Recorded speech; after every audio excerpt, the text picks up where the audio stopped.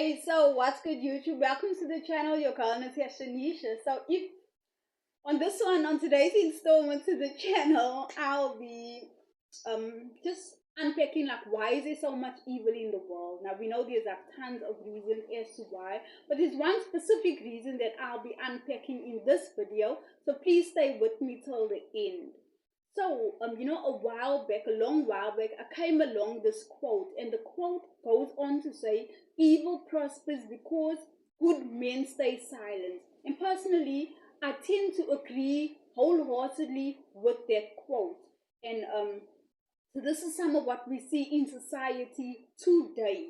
You know, good men look on silently, and by them doing this, they are not only allowing the evil to go on to thrive, but they are condoning this behavior. And by default, they're saying that they see no error in that behavior. And even if inwardly they may be rejecting it and hating it, but that is just not good enough. We need to use our voice, I find, for good and for truth. We need to speak up. And this is some of the situation that you find, like in the Bible story, there was the case with Queen Esther. She had to speak up, find a way to speak up for her people, and let the king know of Haman's evil plans for the Jewish people, for her people. And by her doing this, she put it all at risk. She put her life at risk. She put her title at risk, as the queen, because at the time there was a law that anybody who was not called to the king or summoned to the king, found in the inner court there, would be put to death. So this is some of the challenges that Queen Esther faced, all in an effort to speak up for her people. And later on, also in that story, we find that Mordecai told her, like, don't think that you yourself, because you are in the king's palace, you will escape basically any more than the other Jews. For if you keep silent at this time, relief and deliverance will rise for the Jews from another place, but you and your father's house will perish. And who knows that you have not come to the kingdom for such a time as this? So, like this is some of how it tends to look. If we see injustice in the world, in our space, in our part of the world, wherever we are, it's crucial and it's the right thing to do. Speaking up is the right thing to do, because who knows that we are not there for that very reason, to be a light in this dark world, to stand for the truth and the right, and actually it's an opportunity for us to practice and to flex our courage muscle, in this world. And many times you find, because it's not affecting a person personally, that we will keep quiet. And this is how evil grows, even more stronger and bolder, even, because they feel, now I got away with it today, I'm gonna do more worse tomorrow. And tomorrow it's me and you. And this is a two-edged sword. We find that because we didn't speak up today to defend another, tomorrow it's me and you.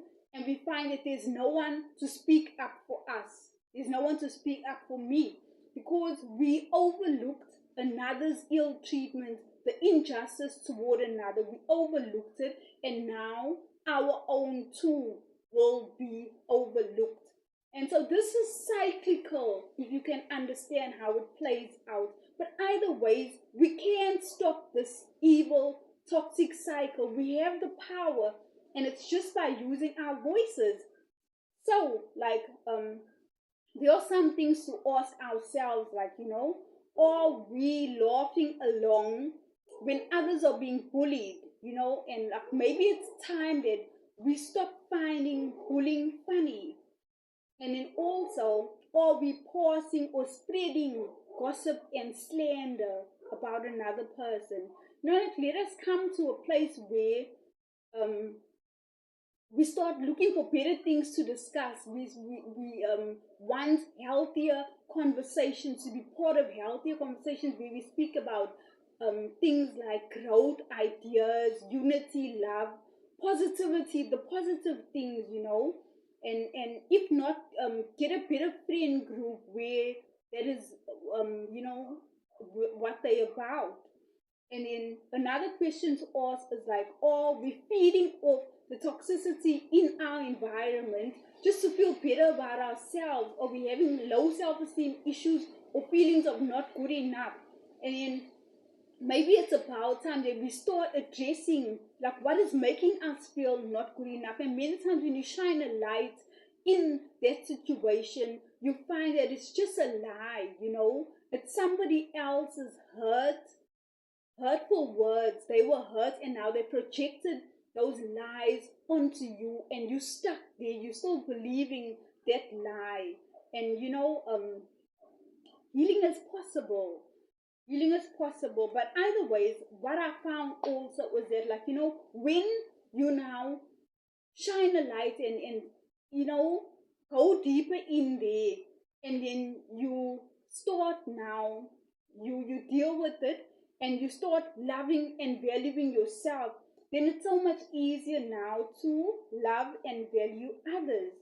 So this all starts with you, and you cannot give what you don't have. If you don't even have things like self-respect for yourself, you cannot respect your fellow man, basically. So as I said, healing is possible, but it's super important. A healing can't be forced down your throat. You have to want it. You have to choose it and be prepared to do that work that it's gonna take. But it is possible. And so some of the realizations that I had also is that, it's actually super easy to be evil. It's just basically tapping into those our lower animalistic nature. It doesn't require too much thought or skill there, whereas it's more difficult to be a kind and loving person.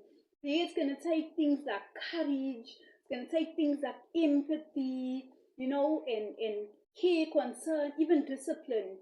And also, like, ill treating others is a sign of weakness and not a sign of strength. The strength comes when we choose the higher order behaviors rather than our lower order behaviors.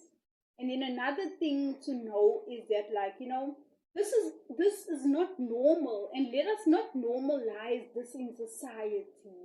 And this is also not acceptable. And it's important to realize that it's just the minority, it's just a small group of people, it's not the majority of people who trample on another person's rights out here in society, the perpetrators of evil. It's a minority, a small group of people, but the problem we find is that the majority remain silent and look on in silence, and then it's these few minority with the loud voice that you think that they're much more than they actually are. So there's that. And then another thing also to know is that, many times when you overlook injustices or somebody else's suffering, you find that later on you come to regret it. So we don't want to live with that kind of regret. So let us use our voice. And there's another thing that I heard is that, like, did you know that in this world we will be held responsible not only for the things we do, but also for the things we do not do? So there's this thing called sins of omission and commission. So the things we omitted, refused to do, did not do, and for the things that we did. And there's a saying that we are guilty of everything that we didn't do. So if you were in the place, in this environment where this was going on, and you had a power, you had a voice, you didn't use it, you didn't do anything, then you are guilty. Um, you are guilty. So either ways, in closing and ending with this one, like it's either we can have a dark, evil, cruel world, or we can have a world where truth, love, peace, kindness reign. So which world would you like? It's for you to make your choice, and either ways do your part, help us get there, because we can't do it alone, and this is how together we all create the world that we want to live in. So that's all for this one, your girl Natasha Nisha, and I'll see you on the next one. Peace out.